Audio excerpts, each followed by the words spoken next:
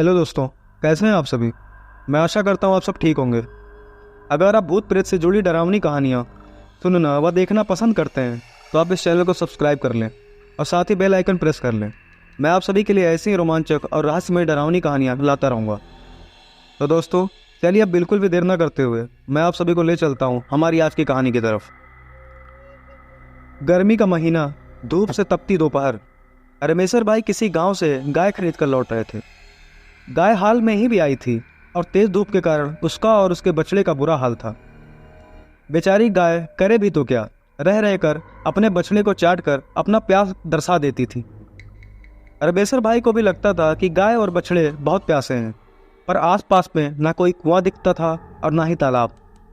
रमेशर भाई रह रहकर गमछे से अपने पसीने को पोंछ लेते थे और गाय के पीठ पर हाथ फेरते हुए धीरे धीरे कदमों से पगडंडी पर बढ़ रहे थे। कुछ दूरी पर उन्हें एक बगीचा दिखा। उनके मन में आया कि इस बगीचे में चलते हैं, थोड़ा सुस्ता भी लेंगे और शायद वहाँ कोई तालाब हो और गाय और बछड़े को पानी भी मिल जाए। जब रमेशर भाई अपने कदमों को थोड़ा तेज कर दिए और गाय बछड़े के साथ उस बगीचे की ओर बढ़ने लगे। बगीचा बहुत बड़ा था और उसमें तरह तरह के पेड़ों के साथ बहुत सारे बड़े छोटे घास फूस भी उगे हुए थे, पर गर्मी के कारण इन घास फूस का भी बहुत बुरा हाल था और कुछ सूख गए थे तथा कुछ सूखने के कगार पर थे। बगीचे में एकदम से सन्नाटा पसरा था। कहीं कोई आवाज़ नहीं थी, पर ज्यों ही रमेशर भाई गाय बछड़े के साथ इस बगीचे में प्रवेश किए, गाय बछड़े तथा उनके पैरों के नीचे पेड़ के गिरे सूखे पत्तों के आते ही चरण मरर की एक भयावह आवाज़ शुरू हो गई। यह आवाज़ इतनी भयावह थी कि रमेशर भाई के साथ ही गाय और बछड़े भी थोड़ा सहम गए। रमेशर भाई ने उस बगीचे के भीतर प्रवेश करना उचित न समझा और किनारे ही एक पेड़ के नीचे पहुंचकर रुक गए। छांव में उन्हें तथा गाय बछड़े को थोड़ी राहत मिली, पर प्यास के कारण उनका बुरा हाल हो रहा था। वे इधर उधर नजर दौड़ाए, पर कहीं पानी नजर नहीं आया। उन्होंने थोड़ी हिम्मत करके गाय बछड़े को वहीं छोड़कर पानी की तलाश में उस बगीचे के भीतर प्रवेश किया। उन्हें लगा कि शायद इस बगीचे के भीतर कोई तालाब हो, वह भले सूख गया हो पर शायद थोड़ा ही पानी मिल जाए। रमेशर भाई अब अपने सर पर बंधी पगड़ी को खोलकर गमछे को कमर में बांध लिया और मुस्तैदी से लाठी को हाथ में पकड़े बगीचे के अंदर चलने लगे। दोस्तों, बगीचा बहुत ही घना था और उस प्रचंड दोपहर में उस बारी में एक अजीब सा खौफनाक सन्नाटा पसरा था। उसी सन्नाटे में रह रहकर रमेशर भाई के पैरों के नीचे पड़ने वाले पत्ते एक और भी भयावह एहसास करा जाते थे। बगीचे में काफी अंदर जाने पर रमेशर भाई को एक तालाब दिखा। उसमें थोड़ा सा साफ पानी भी था और उस तालाब के किनारे का नजारा देखकर रमेशर भाई के कदम ठिठक गए।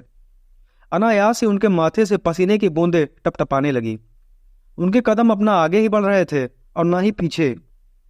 दरअसल तालाब के किनारे कुछ भूत प्रेत हुल्लड़बाजी कर रहे थे, एक दूसरे के साथ मस्ती कर रहे थे और कभी कभी उछलकर पानी में भी गिर जाते थे या दूसरे भूत पूतनी को पानी में ढकेल देते थे।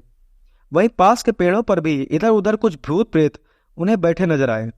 इन भूतों में से कुछ बहुत ही भयंकर थे तो कुछ बहुत ही छोटे। किसी के पैर नहीं थे तो किसी के 4-5 पैर। वह उनको एक ऐसा भूत भी दिखा जो पूरी तरह से बालों से ढका था और बहुत ही विकराल था। हाँ, पर पेड़ पर बैठे 1-2 भूत ऐसे थे जो देखने में एकदम इंसानों की तरह दिखते थे। ऐसा लगता था कि गांव का ही कोई आदमी तमाशबीन के रूप में इन पेड़ों पर बैठा है। यह माहौल भले रमेशर भाई के लिए डरावना था, पर उन भूत भूतनियों के लिए उल्लासमय। अब रमेशर भाई क्या करें। 2-4 मिनट बाद कुछ हिम्मत कर मन ही मन हनुमान जी का नाम लेने लगे और धीरे धीरे बिना पीछे मुड़े सामने देखते हुए पीछे की ओर चलने लगे। चुपचाप कुछ देर चलने के बाद अचानक घूम गए और जय हनुमान जी करते हुए तेजी से गाय वाली दिशा में भागे। गाय के पास पहुंच कर ही रुके। गाय के पास पहुंचते ही वे गाय के शरीर पर हाथ रख दिए। गाय थोड़ी सी शांति और छाया पाकर वहीं बैठी थी और उसका बछड़ा भी चुपचाप पूंछ हिलाते हुए वहीं खड़ा था। कहा जाता है कि गौवंश का साथ हो तो भूत प्रेत पास नहीं आते। खैर, उनके पास तो गाय ही थी जिसमें देवताओं का वास होता है, तो फिर क्या डरना। उन्हें लगा कि अगर भूत प्रेत हल्ला बोलेंगे तो वे ये गाय के पास चिपक कर इस बगीचे से दूर हो जाएंगे। 5 मिनट तक वे गाय के पास ही बैठे रहे। गाय के पास बैठने पर उनका डर थोड़ा कम हुआ और हिम्मत भी लौट आई। रमेशर भाई सोचे कि अरे मैं तो गभरू जवान हूँ, रोज पहलवानी भी करता हूँ, अखाड़े में कोई मेरी पीठ नहीं लगा पाता और मैं आज इतना डर गया। अरे इन भूतों प्रेतों से क्या डरना, आज मैं हर हालत में इनका सामना करूंगा और देखता हूँ कि ये भूत प्रेत मेरा क्या बिगाड़ पाते हैं। अगर आवश्यकता पड़ी तो इन सबको ललकार दूंगा और दौड़ा दौड़ा कर मारूंगा। दरअसल बात यह थी कि रमेश्वर भाई बहुत ही निडर स्वभाव के थे और अकेले ही रात में गांव से दूर तब घूम आते थे। रात को नहर के पानी से दूर दराज के खेतों को भी सींचाते थे और आवश्यकता होने पर दूर दराज के खेतों में भी अकेले ही सो जाते थे। कभी कभी तो वे गाय चराने अकेले ही दूर जंगल में भी चले आते थे। गाय के पास बैठे बैठे ही अचानक रमेश्वर भाई के जहन में यह ख्याल आया कि क्यों ना गाय और बछड़े को लेकर उस तालाब के पास चला जाए। हम तीनों को पानी का पानी भी मिल जाएगा और भूत प्रेतों को और नजदीकी से देखने का मौका भी। उनके दिमाग में यह भी बात थी कि जब गाय बछड़े साथ में हैं तो भूत प्रेत तो मेरा कुछ भी नहीं बिगाड़ सकते। सभी चौकन्ने होकर रमेश्वर भाई की ओर देखने लगे। एक बड़ा भूत तो गुस्से में रमेश्वर भाई की ओर बढ़ा, पर पता नहीं क्यों अचानक रुक गया और पास के एक पेड़ पर चढ़ बैठा।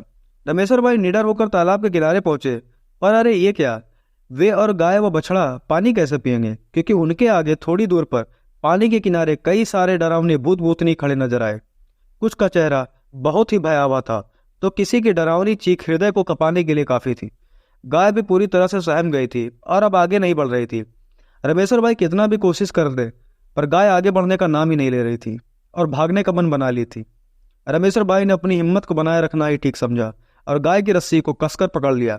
अब रमेश्वर भाई एक हाथ में लाठी को भांजते हुए और गाय को खींचते हुए आगे बढ़ने की कोशिश करने लगे। वे दहाड़े कि मैं भूत प्रेत से नहीं डरता और इस समय ये जानवर बहुत ही प्यासे हैं। मैं हर हालत में अपनी जान की बाजी लगाकर भी इन दोनों को पानी पिलाने के बाद ही पीछे हटूंगा। पर उधर भूत भूतनी भी तस से मस होने का नाम नहीं ले रहे थे और कुछ तो अपना गुस्सा दिखाने के लिए पास की डालियों पर कूदते फांदते मोटी पतली डालियों को तोड़ते नजर आने लगे। कुछ पानी में कूदकर उसे गंदा भी करने लगे। अब बगीचे का माहौल और भी डरावना होने लगा था, इतना डरावना कि कमजोर दिल वालों के मुंह में प्राण आ जाए। खैर अब ना भूत प्रेत ही पीछे हट रहे थे और ना ही रमेश्वर भाई, पर गाय एकदम से डरी सहमी खड़ी थी और उसका बछड़ा भागकर थोड़ा दूर जाकर खड़ा होकर इन भूत प्रेतों को एकटक निहार रहा था। उसे पता ही नहीं चल पा रहा था कि यहाँ क्या हो रहा है। अचानक रमेश्वर भाई अपनी ओर बढ़ते एक भयंकर भूत को गाय का पगाह पकड़े पकड़े ही तेजी से आगे बढ़कर पानी में ढकेल दिए और फिर से तेजी से आकर गाय के पास सट गए। अब तो उन भूतों में से कुछ डरे सहमे भी नजर आने लगे और पता नहीं चला कि कब कुछ भूत गायब भी हो गए। पर अभी 5-7 भूत भूतनी रमेश्वर भाई का रास्ता रोक खड़े थे। अचानक उस बगीचे में तूफान आ गया।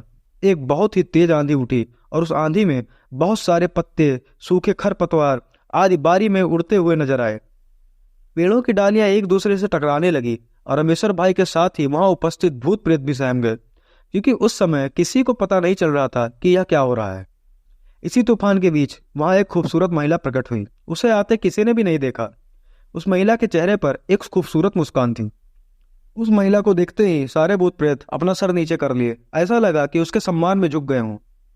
अचानक महिला नम्र आवाज में बोली कि किसी प्यासे को पानी पीने से रोकना अच्छी बात नहीं, क्योंकि हम लोग भी तो पहले इंसान ही थे। आखिर हम में से भी कई तो कुछ दुर्घटना के शिकार हुए। मुझे याद है एक बार मैं अपनी माँ बहन तथा अपने गांव की सखी सहेलियों के साथ पैदल ही एक मेले में जा रही थी। उस समय मेरी उम्र कोई 8 से 10 साल रही होगी। मेला मेरे गांव से काफी दूर था। गर्मी का ही मौसम था और हम लोग घास फूस वाली पगडंडी से जा रहे थे। अचानक रास्ते में कुछ ऐसा हुआ कि मैं अपने गोल से अलग होकर रास्ता भटक गई और उन लोगों को खोजते खोजते दूसरी दिशा में निकल गई।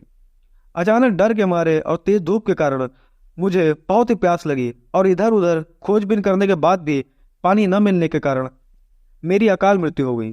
इतना कहते ही उस महिला का चेहरा गुमसुम हो गया। आंखों से आंसू की धार बह चली। रमेश्वर भाई भी भावुक हो चले। ऐसा लगा कि गाय भी उस प्रेतनी के प्रति अपनी सहानुभूति दर्शा रही हो, क्योंकि गाय आगे बढ़कर उस प्रेतनी के पांव को चाट रही थी। रमेश्वर भाई अपने जीवन में कभी ऐसे खूबसूरत भूतनी नहीं देखे थे।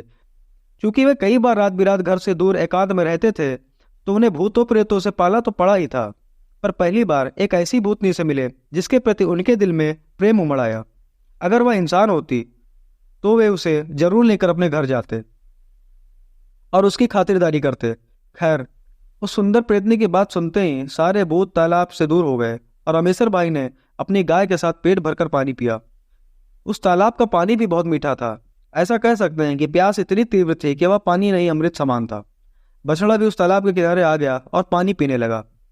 पानी पीने के बाद रमेश्वर भाई अपने गमछे को पानी में भिगोकर गाय तथा बछड़े के शरीर पर मलने लगे। गाय और बछड़े को अब पूरी रात मिल चुकी थी। रमेश्वर भाई मन ही मन उस भूतनी का गुणगान करते हुए बगीचे से बाहर आने लगे। बगीचे से बाहर आने के बाद जब रमेश्वर भाई घूमकर बगीचे की ओर देखा तो उस भूतनी को बाहर के एक पेड़ के नीचे खड़े पाया। वह प्रेतनी प्रेम भाव से रमेश्वर भाई को निहार रही थी। रमेश्वर भाई 2 मिनट खड़े रहकर उस प्रेतनी को देखते रहे और शायद फिर मिलने की आस लिए गांव की ओर चल दिए। तो दोस्तों, ये थी हमारी आज की कहानी। और साथ ही साथ अगर आप अपने साथ घटित कोई भी डरावनी या रहस्यमयी घटना साझा करना चाहते हैं तो आप मुझे इंस्टाग्राम या व्हाट्सएप पर लिख सकते हैं, जिनके लिंक्स आपको डिस्क्रिप्शन में मिल जाएंगे। तो दोस्तों, मिलते हैं कुछ और रोचक दिल दहला देने वाली खौफनाक कहानियों के साथ। तब तक के लिए टेक केयर।